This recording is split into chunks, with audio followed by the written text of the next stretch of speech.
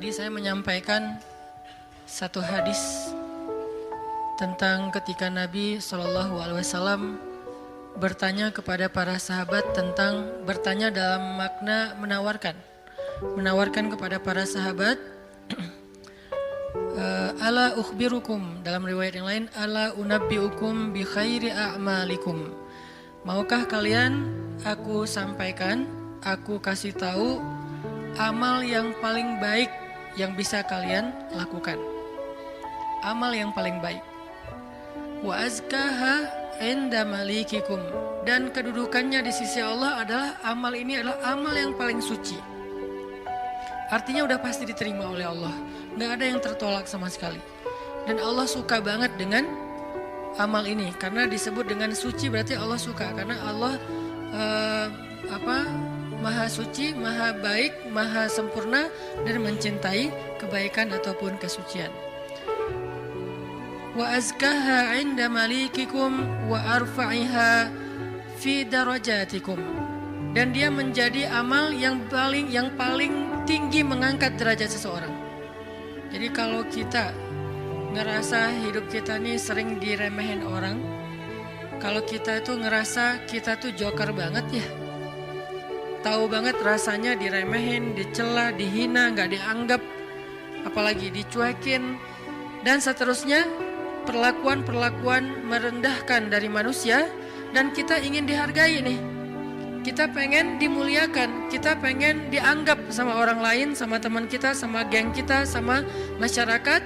Maka kata Nabi, wa arfa'iha fi darajatikum, amal ini paling tinggi mengangkat derajat kalian.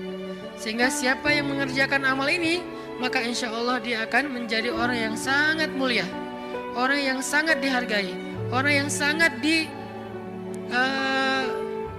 dikagumi, orang yang sangat disegani.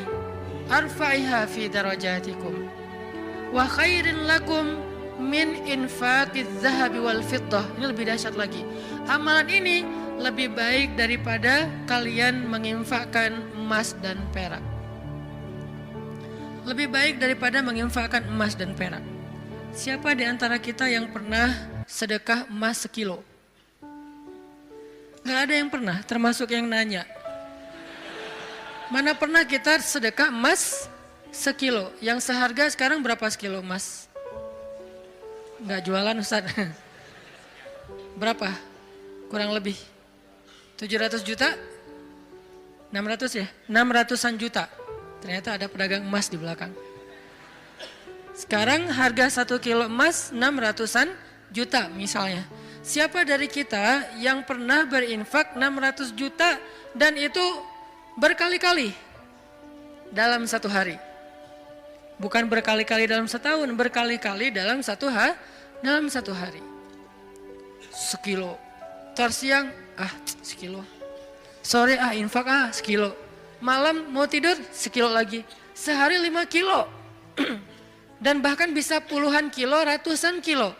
Sehingga Nabi mengatakan wa khairil lakum min infaqiz zahabi wal fiddah. Lebih baik bagi kalian, bukan sama, lebih baik daripada berinfak dengan emas dan perak. Makanya Nabi mengatakan khairi a'malikum, sebaik-baik amal, sebaik-baik perbuatan. Wa khairil lakum, ini ada yang lebih dahsyat lagi. Wa khairil lakum min antalqau aduwakum fatadribu a'naqahum wa yadribu a'naqakum. Lebih baik bagi kalian daripada kalian pergi berperang untuk menghadapi musuh-musuh kalian, menghadapi musuh-musuh Allah, menghadapi orang-orang yang kufar. Lebih baik daripada kalian berjihad, lalu kalian bertemu dengan musuh kalian, fatadribu a'naqahum, sehingga kalian menebas batang leher mereka, au yadribu a'naqahum, atau mereka yang akan menebas batang leher kalian. Apa maksudnya? Lebih baik daripada jihad dengan dua kemungkinan. Satu, menang dalam peperangan. Dua, syahid dalam peperangan. Ternyata lebih baik daripada syahid. Coba. Fatadribu a'naqahum wa yadribu a'naqakum. Kalian membunuh mereka atau mereka akan membunuh kalian. Ada dua kemungkinan dalam peperangan kan? Kalau nggak menang seperti perang Badar, perang Ahzab, dan yang lain-lainnya. Atau kalian akan terbunuh dalam peperangan itu sebagai syuhada. Dan ini khairun, lebih baik daripada itu semua. Lebih baik daripada menang dalam peperangan jihad. Atau lebih baik daripada syahid dalam peperangan jihad. Lalu para sahabat langsung menjawab dengan serentak, "Bala ya Rasulullah, tentu ya Rasulullah, amal apa ini? Kok dia bisa lebih baik dari semua perbuatan kami? Dia lebih disukai oleh Allah, dia lebih tinggi derajat bagi yang melakukannya, dia lebih berharga daripada emas dan perak, dia lebih berharga, lebih mulia daripada menang dalam medan jihad, bahkan dia lebih istimewa daripada syahid dalam peperangan membela agama Allah." "Bala ya Rasul, tentu ya Rasul, apa amalan yang istimewa ini?" Nabi mengatakan, "Zikrullahi ta'ala." Zikir kepada Allah Subhanahu wa taala. Ternyata sebegitu gampangnya. Sehingga Allah Subhanahu wa taala berkali-kali nanya kepada kita di surat Ar-Rahman, "Fabi ayyi ala'i rabbikuma tukadziban?" Nikmat Tuhanmu yang mana yang kamu dustakan? Allah sudah memudahkan kalian dengan segala macam kebaikan untuk mendapatkan pahala, mendapatkan ridha Allah, mendapatkan ampunan Allah, yang puncaknya mendapatkan surga Allah Subhanahu wa taala. Udah banyak dan Allah mudahkan. Pengen masuk surga? Mudah. Pengen diampunin semua dosa sampai dari sejak kita balik, yang kita sering berbuat dosa awal-awal kita balik itu yang paling gede apa? Ninggalin sholat ya. Karena kita baru sadar sholat kan akhir-akhir ini. Padahal kewajiban kita sholat itu udah di usia 10 tahun. Yang kata Nabi kalau nggak sholat disuruh pukul anak usia 10 tahun. Artinya ada ketegasan dalam pelaksanaan sholat di usia 10 tahun. Usia 11 tahun, 12 tahun kita masih kelas 5, kelas 6 SD, kita sering banget ninggalin sholat. Gimana caranya sholat yang begitu besar pahala atau begitu besar dosanya kalau ditinggalkan bisa dihapuskan oleh Allah? Apakah kita harus jungkir balik sholat yang sebanyak-banyaknya? Nggak mudah bagi Allah. Ternyata semua kebaikan di sisi Allah itu Allah beri dengan cara mudah. Bahasanya Ar-Rahman, pemurah, dimurahin sama Allah. Allah murahin, mau surga murah. Padahal surga itu mahal. Kata Nabi, "Ala sil'atallahi hiyal ghaliyah, ala sil'atallahi hiyal jannah." Bukankah harta Allah itu mahal dan harta Allah itu adalah surga? Surga itu aslinya mahal, tetapi Allah mudahkan dan Allah murahkan bagi kita orang yang beriman. Ampunan Allah itu berharga, tapi Allah murahkan. Ridho Allah itu sesuatu yang sangat istimewa, langka, tetapi Allah murahkan. Jadi termasuk dengan ibadah ini, zikir yang begitu mudah, zikir yang begitu ringan, zikir yang begitu yang santai, nggak perlu modal untuk berzikir. Kamu udah zikir belum? Kenapa? Gak cukup modal. Gak ada orang yang gak berzikir gara-gara kurang modal. Kalau kurang modal untuk kayak bisnis, wajar. Justru mencari dunia itu mahal dan susah. Modalnya gede, hasilnya belum tentu. Itu juga pengorbanannya berdarah-darah. Belum lagi nanti dizolimin, dikerjain, ditipu orang. Setelah sekian lama baru dapat, udah tua. Itulah dunia. Susah banget ngedapetinnya. Ngerasain gak susah banget ngedapetin dunia? Ngedapetin dia, susah kan? Susah banget. Perjuangannya ya Allah, luar biasa. Kok Ustaz bisa menjiwai sekali kalimat itu? Mengalami. Itulah dunia. Sedangkan apa yang Allah tawarkan di akhirat itu ringan. Tetapi kita, mungkin itulah kelemahan saya dan kita semua, bahwa memang kita lebih memilih yang susah, udah gitu berkeluh kesah, meninggalkan yang mudah dan mendustakan nikmat Allah. Kita pilih yang susah, pas udah capek berkeluh kesah. Ya Allah, kita nuduh Allah macam-macam. Padahal Allah udah ngasih yang paling mudah, tapi kita abaikan dan kita kufur kepada nikmat Allah. Jadi teman-teman yang dirahmati Allah, Nabi sendiri yang menawarkan kepada kita sekarang dalam hadis riwayat Hakim Tirmidzi dengan derajat yang sahih tadi. Ala unabbiukum ya syabab Bandung, maukah kalian aku berikan sebuah amalan wahai pemuda-pemuda Bandung? Apa itu? Amalan yang khairul lakum min infaqiz zahab, yang lebih baik daripada menginfakkan emas, lebih baik daripada mati syahid, walaupun syahid juga tetap mulia, lebih baik daripada menang dalam peperangan. Tentu kita akan menjawab seandainya kita ketemu dengan Nabi, bala ya Rasulullah, tentu ya Rasul, apa amal itu apa? Dan kita mengatakan bala bukan dengan kalimat cuek, bukan dengan kalimat boleh sih, apa nih Rasul, enggak gitu.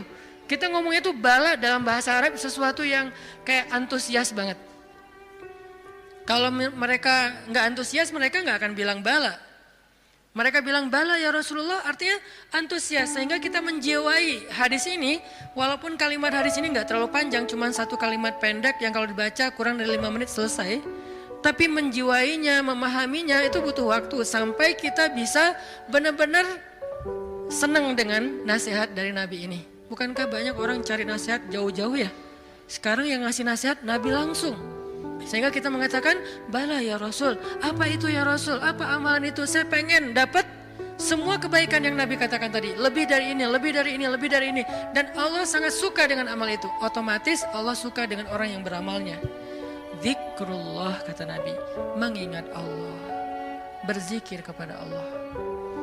Makanya itulah kenapa Allah Subhanahu wa taala berfirman di surat Al-Ahzab yang tadi kita baca. Ya ayyuhalladzina amanu uzkurullaha dzikran katsira wasabbihuhu bukratan wa asila. Wahai orang yang beriman, ingatlah Allah, berzikirlah kepada Allah dengan zikir yang sebanyak-banyaknya. Kenapa? Karena zikir itu ringan. Allah gak nyuruh kepada kita sesuatu yang berat. Allah belum bilang jahidul kuffar, perangilah orang-orang kufur. Allah baru mengatakan anfiqu min amwalikum, sedekahkan harta kalian, min amwalikum, sebagian dari harta kalian. Enggak. Itu mungkin buat kita masih butuh waktu belajar. Sekarang Allah mengatakan uzkurullaha dzikran katsira, ingatlah Allah, sebutlah Allah, zikirlah kepada Allah sebanyak-banyaknya. Kenapa? Lebih baik dari semua tawaran-tawaran yang itu. Allah kalau nawarin kita untuk jihad, kemungkinan besar kita akan mencari-cari alasan. Dan orang yang mencari-cari alasan dari kewajiban berjihad apabila sudah wajib, maka dia udah jelas sifat kemunafikannya. Baca nanti di ayat-ayat tentang jihad, surat At-Taubah, surat Al-Anfal, termasuk surat Al-Ahzab. Ada banyak cerita-cerita tentang jihadnya Nabi. Dan sebagian besar orang yang menolak atau mencari alasan untuk enggak ikut sama Nabi, itu tuh udah pasti terlihat jelas kemunafikan pada diri mereka. Sehingga Allah menggolongkan mereka termasuk orang munafik. Allah marah kepada mereka sehingga menyebutkan dengan kalimat kabura maqtan indallah. Allah marah sekali dengan kata-kata mereka. Di dalam surat yang lain dikatakan mereka itu termasuk orang-orang yang pendusta. Mereka bilang inna buyutana aurah, rumah kami sedang ada banyak masalah ya Rasul, mohon maaf kali ini gak bisa ikut. Yang lain mengatakan anak saya sakit ya Rasul, maaf gak bisa ikut. Yang lain mengatakan saya kurang enak badan ya Rasul, maaf gak bisa ikut. Semua alasan yang mereka katakan, Nabi hanya bilang ya sudah. Tapi Allah mengatakan aku tahu isi hati mereka dan mereka orang munafik. Berat soalnya perintah jihad itu berat. Alhamdulillah kita di Indonesia gak ada kewajiban berjihad, soalnya penjajah kita sudah pergi dan diusir oleh para pahlawan kita. Coba kita masih hidup di zaman Belanda atau Jepang atau Portugis, maka kita semuanya wajib berjihad membela tanah air. Alhamdulillah udah merdeka, jadi kewajibannya bukan lagi jihad, lebih ringan dikit, dakwah. Tidak perlu mengangkat senjata, cukup kita mengajak kepada kebaikan. Karena seandainya perintah jihad itu muncul di tengah-tengah kita sekarang, kemungkinan besar kita akan mencari 1001 alasan. Ada yang alasannya saya masih kuliah lah, ada yang alasannya saya belum nikah lah. Memang ada alasan gak bisa berjihad gara-gara belum nikah. Ustadz, nanti kalau saya syahid terus saya belum, statusnya masih jomblo gimana Ustadz? Gak usah dibahas sekarang. Hampir kepancing. Artinya ya kalau seandainya perintahnya adalah jihad, kita mungkin termasuk orang-orang yang anulir di awal waktu udah langsung dicoret, nggak masuk. Kalaupun kita mau, tetap nggak diizinkan. Kenapa? Nggak cukup syarat. Pegang senjata nggak pernah, baru jalan 100 meter udah ngos-ngosan, nggak makan sehari udah lemes. Ya, gimana mau jihad?